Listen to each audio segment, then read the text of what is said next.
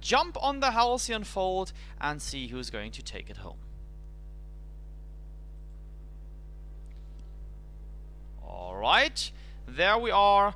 From the left to the right here, the blue team, Team A, it is Team JoBro. On the right side, Team Red. Playing from the right to the left, it is TheItalianJob, the underdog at the moment. Round about 47 seats, or it is exactly 47 seats. In between them, and very interesting that they go for an early invade here, taking the jungle camp, taking all of them, Rona taking the last hits, and we will see Fuego 90 on the lane. And interesting, as I said, that we are going to see Tucker on the lane, since I said, well, I thought that Tucker might go jungle, but after the glaive pick, must have been one of those two, obviously going to the lane and starting not with a Book of Eulogies. Both are going for weapon power, and we have a bit of attack speed on the bottom here. Saif playing the beautiful glaive skin, and Yazan is the supporter. I personally know Yazan as a very skillful Scarf player. I think Scarf is his main, but unfortunately taken by Fuego first. He tried to pick him as well, but since we're doing draft mode, it's well, not possible here. Never mind. Okay, let's zoom a bit out here, check out the area. Yazan here on the left side, all the team from the TheItalianJob grouped up in the bottom right. And they might meet here in just a second, since Fuego, well, there might be vision on that one. And there is the first fight. Wonderful. Emergency pursuit coming in here. Saif is also getting the mortal wound popped there. And you do see that burst damage over his head. But just a quick trade here.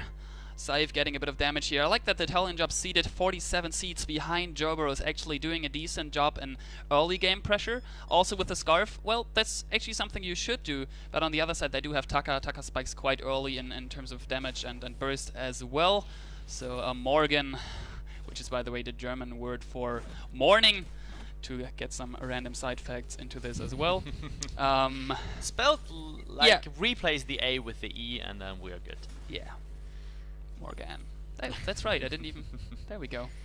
Alright, so both teams, not a lot of action, bit of show off, a bit of poke, but no one wants to risk anything. Both teams going very concentrated to the first minutes of the match, since it is a lot on the table. We are playing a best of 3, so for those who are just tuning in, it is best of 3 what we are going to play here. You have to win at least 2 matches, or if it's a 1-1, then we have the third match. And the third match didn't happen yet, at least not in streamed matches here on VGL Live. So if a third match is going to happen, we have no bans, no draft pick, nothing. Yes. Which means there is theoretically a mirror match possible. I do have a question though. Alright. Who's playing on which side then?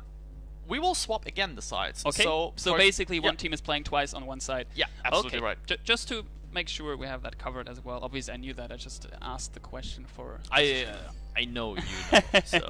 So, well, let's talk quietly about the Tucker in lane without a book on 28 last hits compared to Scarf on 20. How and why is that happening at the moment? Well, interesting. Mining has begun. I don't know. I mean, the passive, the movement speed is pretty good from Tucker. So after executing or even hitting a minion, I think Tucker gains some movement speed, which helps against the Scarf. I think if the Scarf is a good one with the Spitfire and the Goop, that might be a pretty tough task. But Morgan seems to be a good Tucker here. Alright, might see the next fight coming here in the bottom of the lane. There comes the Goop, the Spitfire, Rona jumping in, Vanguard from Yazan to Morgan, Afterburner to Zaro, and Imperator 89 receiving decent damage. We're catching up here, but no, he's going to the top right, Escape, and I think this might be it. Spitfire from Fuego here on Morgan, just on time, and so that was a good trade. Again, like... teams try to figure out how does the enemy team position themselves throughout the fight? How are they going to protect? Do they play with scout traps? You know, all this stuff is being tested out in the first 5 minutes here, but no one wants to risk anything. Morgan and the full crew of JoBro is sitting up in lane, might want to gank here. Probably there.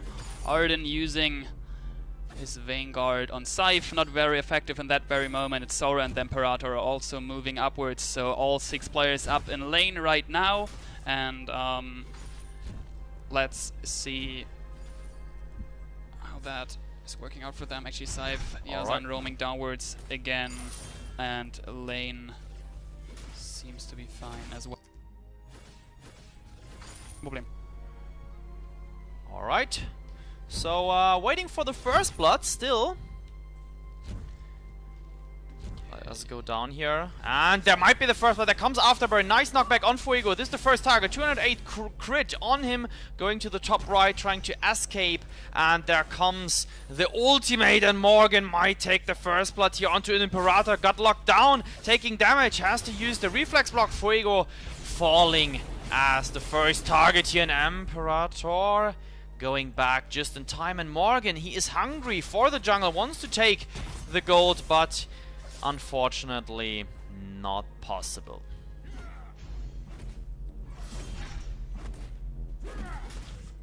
Gold Miner, meanwhile, getting picked up here from Yazan 11, Morgan, and Scythe. Looking very good. You can see also the tension bow glowing on Morgan.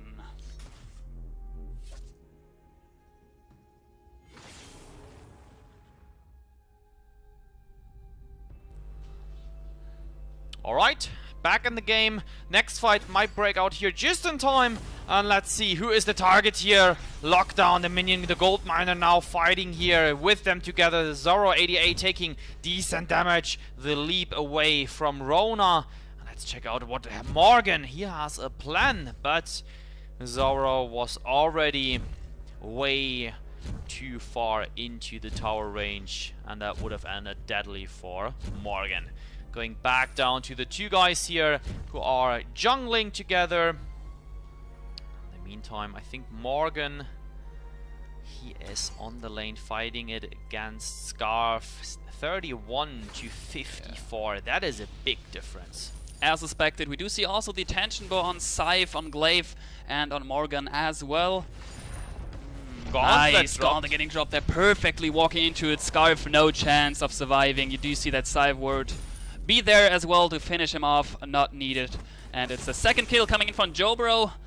Kaku being used by Morgan, getting perfectly silenced out of it. Not really sure why Zoro went for that in that particular moment. And now, only thing you can do after ganking perfectly, moving into the enemy jungle, picking up the roundabout, I would say like 300 gold should it be by now at the backyard. But they can't, since that is cleared already by TheItalianJob.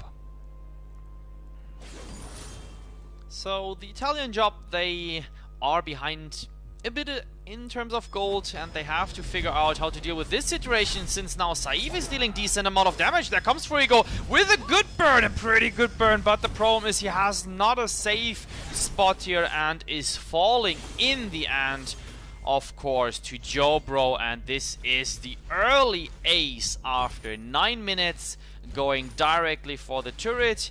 And lucky that they do not need or did not have to tank it here, so they gained the full ace buff here, health regeneration as well as energy regeneration. So the TheItalianJob receiving here a lot of pressure in the first 9 minutes, 5-0 behind, and Morgan here jumping in a bit reckless, but going back immediately, stealing that gold prepared by Yazan. And the gauntlet, I liked it. Very, very good gauntlet here from Yazan 11, proving that he's not only a skillful Scarf player, which he apparently is, and I played a lot of matches together with him actually, and Scythe. Sometimes when I not play solo queue, as you know, I tend to go more solo than team ranked Q. Played a few matches with them, so he is just hell of a beast with that guy. Gauntlet dropped, focus onto Imperator, rolled over here from Glaive. The split is now real. We are following the bottom. We are going now to the top, picking up the kill from Morgan here in that second. And I think they can't catch Zoro88 here. No, they cannot. But Yazan11 just trying to take, 2 turret shots. They want to have the kill. There comes the, well played. And no chance. Good job, 8-0 for JoBro. Very good. They are playing that safe and sound, also hitting the 11k gold mark after 10 minutes 35 seconds. That's very decent. That's a good job there. And especially the Italian job, they need to step up their game if they want to push back into this match. Since Minion Miner is now getting pushed as well, that might be an opportunity of leaving him being and just farm up lane as long as possible, since that Scarf needs more CS to be powerful and somehow get into a strong late game. Same thing for Imperator 89 on the Rona. Good that they start to rotate together. Then I think if Taka picks one of them up, he can, as you see, just jump in. The ultimate is getting popped. A nice reflex used by Morgan to block the Mercus pursuit there. Jumping into a group though. A lot of damage happening here. Rona into the...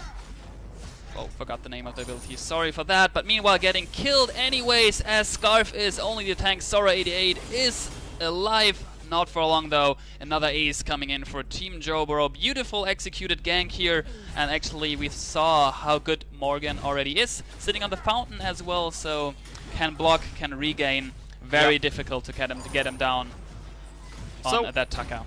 Well done, 7-0 in for Morgan is Saif picking up 1 kill but 9 supports, and Yazan here, lucky supporter. He is 3-0 in 7, which is remarkable. Maybe should have provided the kills to Saif, but of course sometimes you are not able to do so when you accidentally last hit the kill or something like that. But nonetheless, 11-0 is a very good lead at the moment, and that is a very, very hard thing here for the Italian job, the underdog, and I would say they are all from Italy, but not... But I don't have further information about that. Team fight breaking out, gauntlet drop from Yazan protecting Morgan here, and Saif joined from the top, focusing Imperator, and we just experienced here, sorry for the frame lag, but the second kill just followed.